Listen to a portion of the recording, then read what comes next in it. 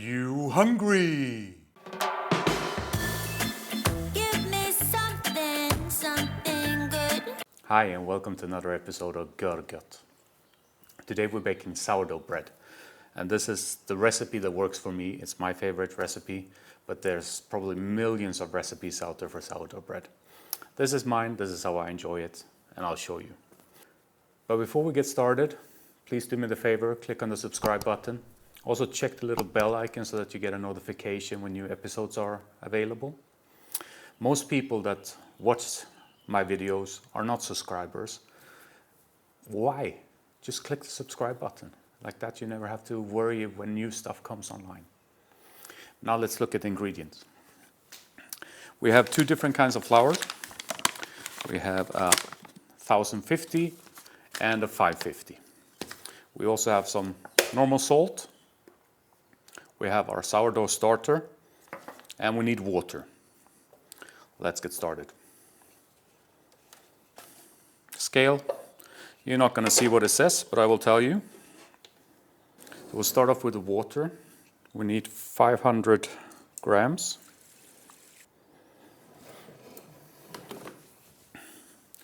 That's a 500 grams. Then sourdough starter, 110 grams.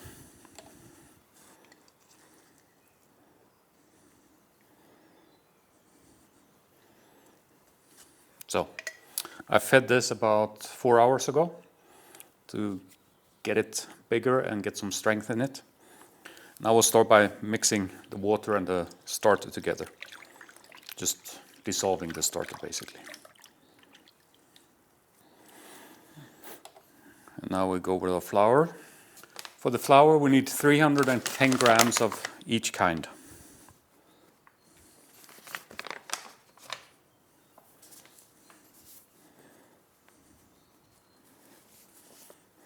Just a little bit too much at the end. You can just grab it off the top.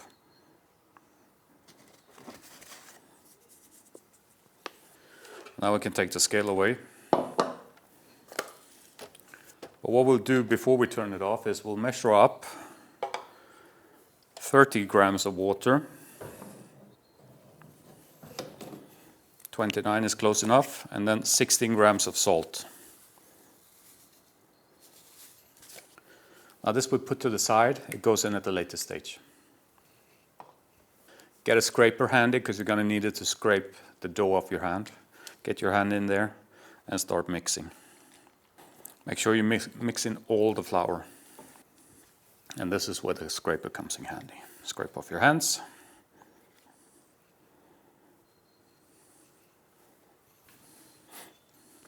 And we'll scrape down the sides as well. And now what we're going to do is we're going to let this stand for about 45 minutes. And it's to kind of hydrate all of the flour with the water mix. In baking terms they call it autolyze, but it's basically a hydration of the flour. And then after the 45 minutes we'll add the water and the salt mix and mix that in, and we'll let it stand a little bit more. But let's talk more about that when we get there. When it's standing, we'll just take some cling film to cover the bowl.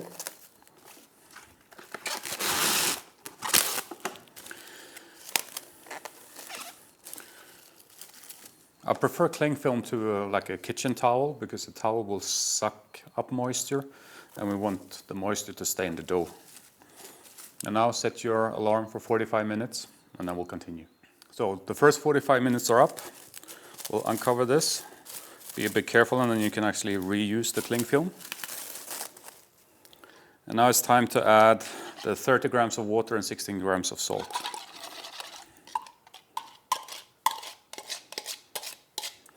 Get everything in there. And now we mix this. Remember your scraper because we're going to mix this with our hands again.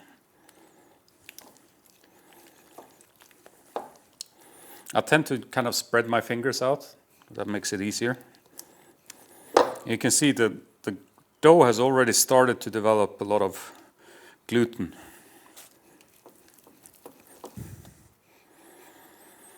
That's enough. Scrape off our fingers again.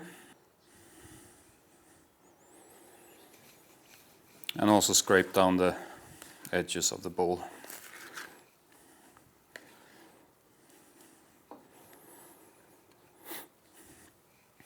You know, I'm by no means a master baker.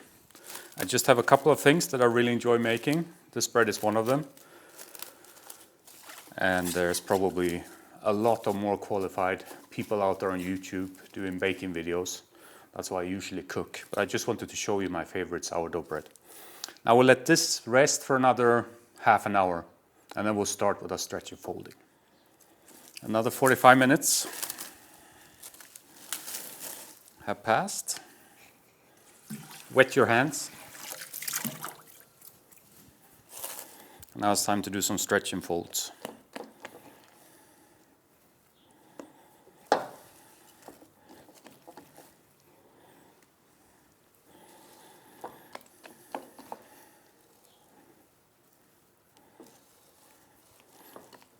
We do one on each side. Now I do it in the bowl. The bowl is big enough. Some people take it out and do it on the kitchen counter. And now we cover it again, and now we go from 45-minute rest periods to half an hour. So we'll do another stretch and fold in half an hour. It's been another half hour, and we're ready for our second stretch and fold. And I hope you can see it from the top camera, but you see these bubbles? It's really nice to see them forming already.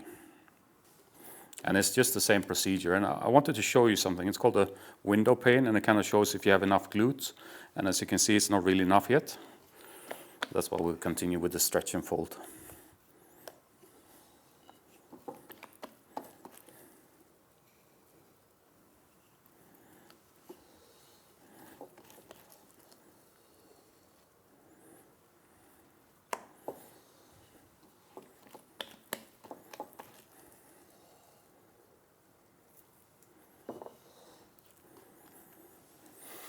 And now we're going to do this for every 30 minutes for the next 2 to 3 hours. You have to see how the dough develops. You can do this pain test and see if it keeps or not, or if it breaks. I'm not going to film all of these, but I'll film the last one, and then we'll take it from there. Look at these bubbles. Beautiful. This is going to be great bread. It's now 4.5 hours since we started. So if you take away the hour and a half at the beginning, that's 3 hours of stretch and fold. We have our bread basket ready. I don't know if you can see, but it's nicely floured. I'll put that a bit to the side. Wet the hands. See how this is. Quite a nice glutes. Nice gluten that's developed. Just stretch it a bit to get it to firm up, and then we'll take it out. Put it on a surface. And now we just want to shape it. And what I normally do is I pull the sides up on top of it.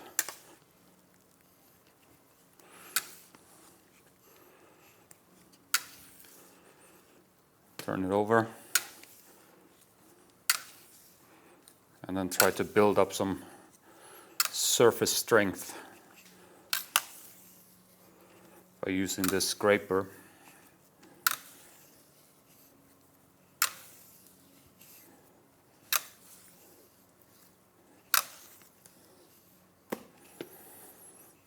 That's good enough. Now we put it in. And now everything is sticky. I'll try to show you like that. That's the bread in the basket. We'll cover it now and put it in the fridge. We'll leave it there for about 12 hours now. So we'll bake it tomorrow morning. Looking forward? I know I am. Good morning. The only negative thing with bread baking, if you want the bread for breakfast, you have to be up early. So what we need to do now is to get this pot into the oven, preheat the oven, and then we can bake. So let's put this in. I put it in at 290 degrees Celsius and let it heat up for around 20 minutes to half an hour. And then we can put the dough in there. So we preheated our pot in the oven. we've taken out our bread dough. Looks beautiful, nice and bubbly. Shows that the fermentation has been working. Now we need to get this out on a baking paper. So I'll get out the baking paper and show you how you can do a trick with that. The baking paper is quite stiff, right? So the easiest way to make it softer is to crumble it up in a bowl. Put some water on it. Squeeze out all the water.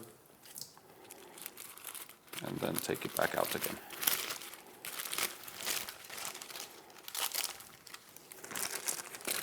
You don't want to do this with too much water, because then it will just start breaking. The first thing we'll do is we'll try to loosen our dough a bit from the edge. Since we're working with a really wet dough, it's quite important, this step. And now we'll turn it over. Now you're going to have to help it a bit.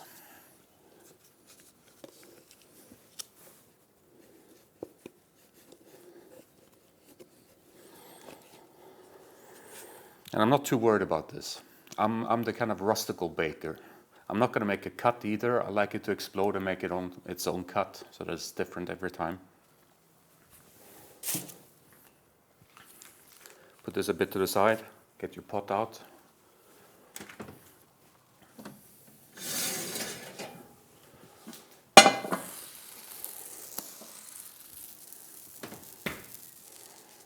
As you can hear, this is hot, so be careful. Get the lid off. Take the four corners of the paper and get your bread in. Now this is why we made the paper wet, because you kind of want to try to not have any big creases. And when you do this, careful not to burn yourself. So, lid back on. Completely. And then this goes in now, still at the highest degree, so 290 for half an hour. And then we'll take the lid off and continue, but half an hour first. So the alarm for the first half hour should go off in a second now.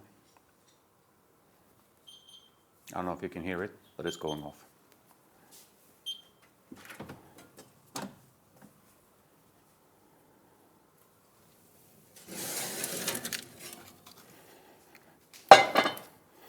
So now we take the lid off. You see how it naturally exploded?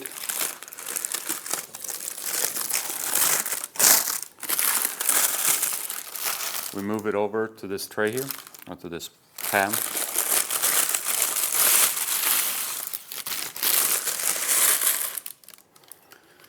And now we're putting this back in for another at least 20 minutes. I like the bread really crusty and quite dark, so I'm keeping it at the highest temperature. And we're putting it in like this now. And we'll use our, it says Vitrex, but it's not window cleaner. It has been repurposed as a mist maker. So every 5 minutes we'll spray some water into the oven to create a bit of steam. So this goes in 20 minutes and then we'll have a look. So 5 minutes have gone by.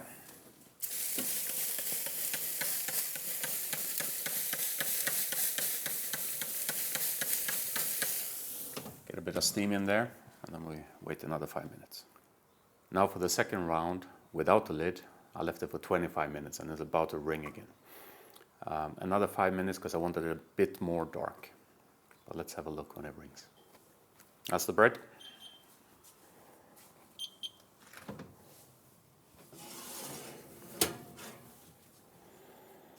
And there we go. So we'll put it off to the cooling rack.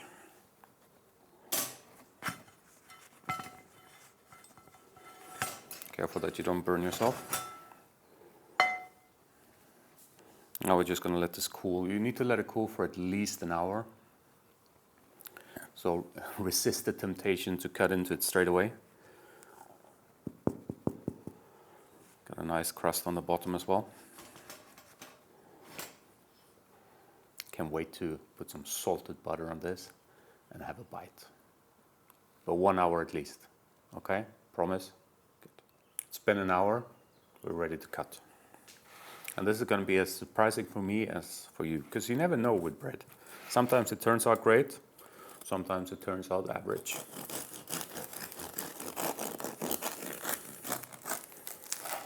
It already sounds very good.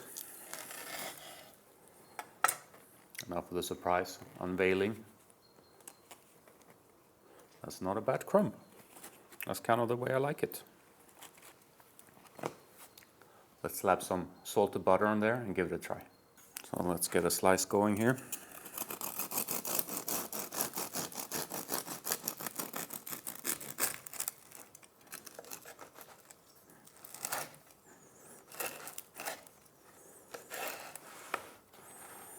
The whole one is going to be too much, so we'll split it down. And some nice salted butter. Still quite warm, although we let it rest for an hour. But there's nothing better than warm bread with salted butter. Cheers.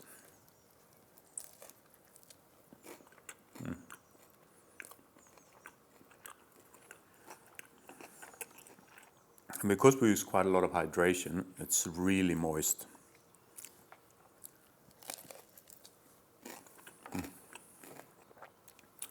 For me, it's perfect.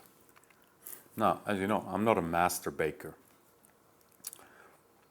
But I can do this bread, and I really like this bread, so I don't have to be a master baker.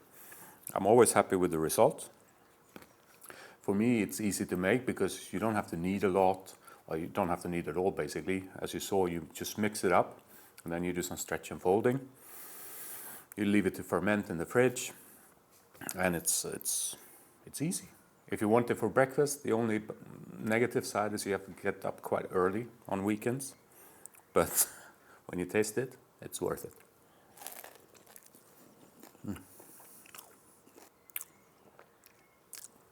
So if you like sourdough bread, give this recipe a try. It's my favorite recipe for sure. Let me know in the comments if you are into sourdough bread baking or not. And if you are, do you have your own sourdough starter? Would you like to know how to make a starter? Because I mean, that could be an episode we could do, how to make your own sourdough starter. That's pretty much it for this time. As always, if you stuck with me this far, there must have been something you liked about the episode. So give it a thumbs up, click the like button. And if you haven't done so yet, click the subscribe button as well. Wish you all a happy weekend. Take care. Bye-bye.